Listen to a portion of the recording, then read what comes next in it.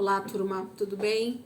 Bora lá para nossa leitura. Mais um dia, mais uma semana, aí começando, né?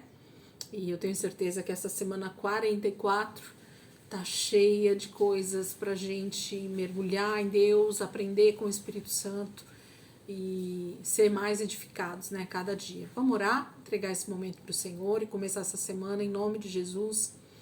Pai, nós queremos te agradecer, Jesus, pelo privilégio que nós temos tido de mais um dia, Senhor, mais uma semana, iniciarmos aqui a nossa leitura, iniciar o nosso tempo de devocional, de leitura da palavra, e sermos então edificados pelo Teu Espírito, Senhor, sermos transformados um pouco mais à imagem e semelhança do Senhor. Jesus, eu quero te agradecer pelo ano de 2023, que até aqui, Senhor, o Senhor tem nos dado graça, misericórdia, nos revelado mais um pouco de Jesus, nos trazido entendimento daquilo que nós ainda não entendemos, e com certeza o Senhor vai continuar fazendo isso, Pai, até a volta de Jesus.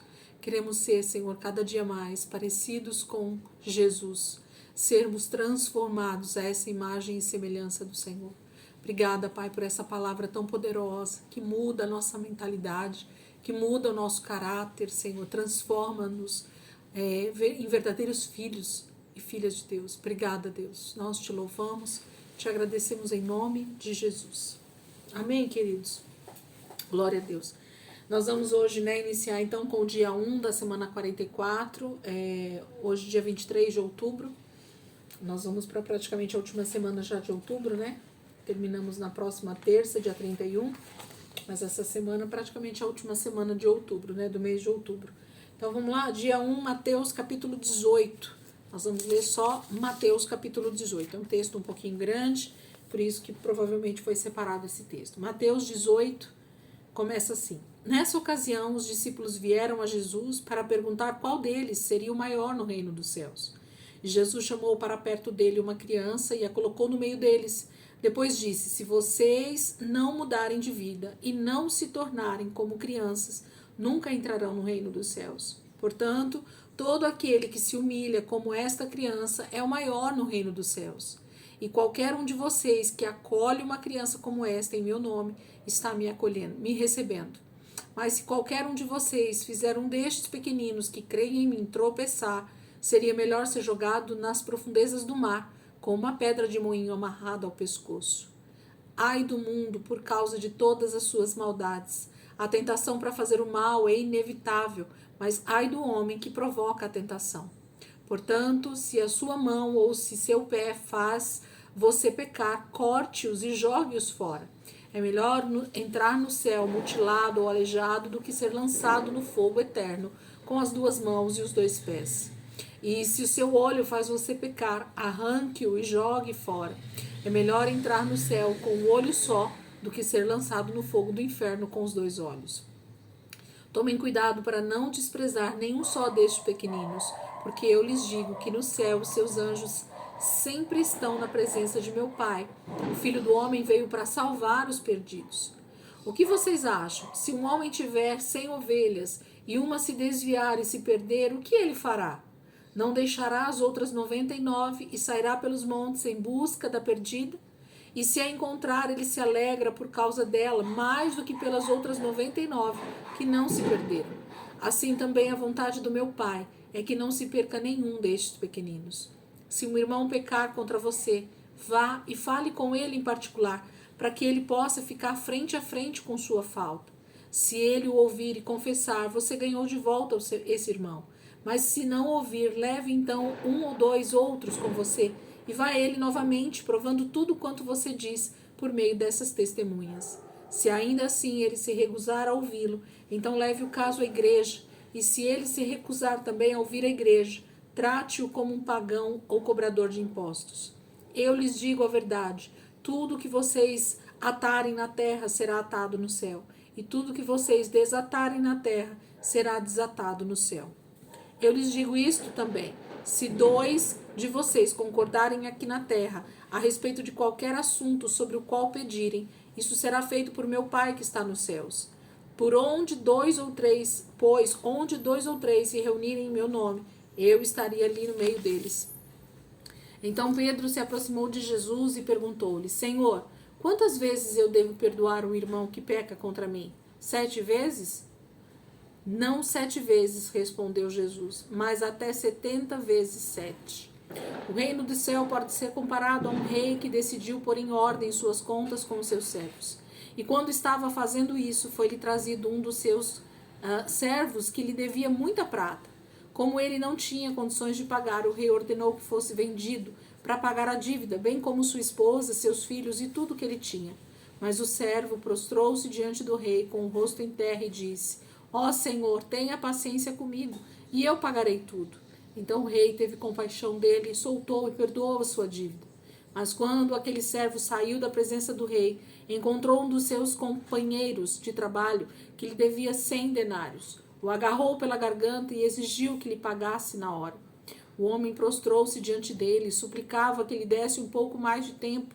Tenha paciência que eu lhe pagarei, implorava ele. Mas o seu credor não queria esperar. Mandou prender e encarcerar o homem, até que a dívida estivesse totalmente paga.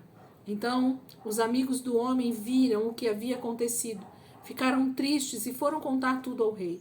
Então o rei chamou à sua presença o servo que ele havia perdoado e disse: Você é um servo mau. Eu lhe perdoei aquela dívida enorme só porque você me implorou. Você não devia ter misericórdia do seu companheiro do mesmo modo como eu tive de você? Então o rei, irado, mandou o homem ser duramente castigado, até pagar o último centavo que devia. Assim meu Pai Celeste fará com vocês, se cada um de vocês se recusar a perdoar verdadeiramente ao seu irmão. Capítulo 18 fala um pouco dessa questão do perdão, né? Jesus está ensinando essa questão do perdão no início aqui, e fala sobre a simplicidade do reino de Deus, né? Quando ele fala da criança, quando ele fala da maneira de se comportar, está falando de simplicidade, de a maneira quase que infantil mesmo, né, da criança se comportar, da maneira tranquila, né, muitas vezes sem muito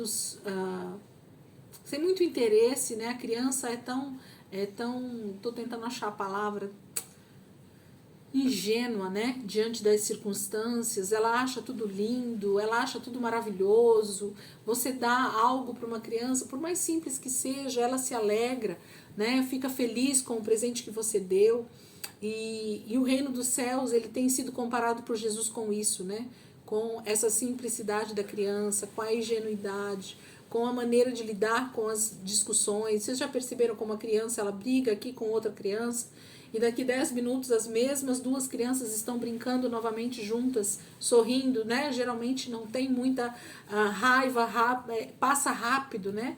E imediatamente elas já estão brincando novamente. Então, o reino de Deus, ele tem sido comparado por Jesus com essa questão da criança, e de nós nos preocuparmos em não sermos pedras, né, de tropeço para as pessoas dessa forma.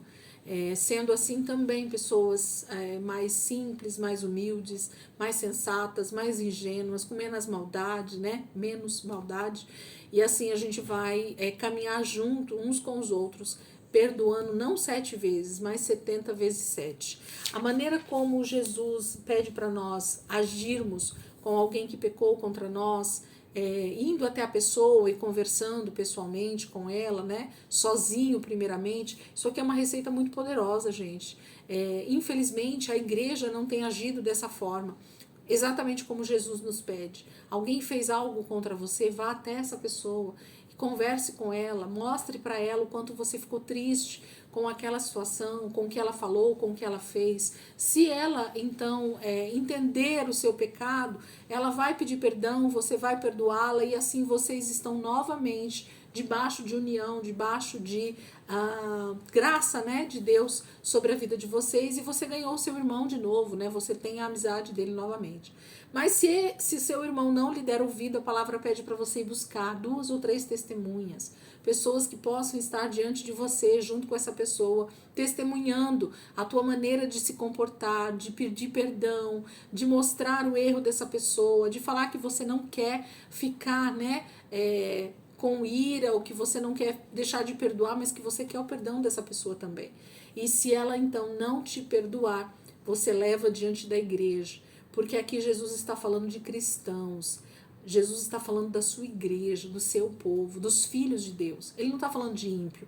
Se ele estivesse falando de ímpio, era impossível que a gente pudesse ter esse tipo de atitude, né? Mas ele está falando da igreja, do povo de Cristo, né? Da igreja que se diz discípulos de Jesus. Então o perdão precisa ser algo extremamente genuíno e rápido em fazer, né? A gente não pode deixar o sol se pôr na nossa ira, mas resolver os nossos problemas o mais depressa possível. É isso que a palavra está dizendo. Amém? Por isso que Jesus vem com o perdão que os seus discípulos perguntam quantas vezes, né?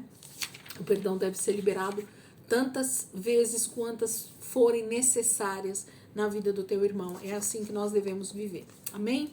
Então, hoje, segunda-feira, esse é o nosso texto. Amanhã a gente vai para capítulo João 7 e 8. Então, hoje a gente já leu o capítulo 18. Amanhã, em nome de Jesus, a gente continua aí nossa leitura dentro dos evangelhos, em nome de Jesus. Amém? Deus abençoe. Ótima semana para nós, né? Semana 44, debaixo de muita bênção do Senhor para todos nós, em nome de Jesus. Deus abençoe.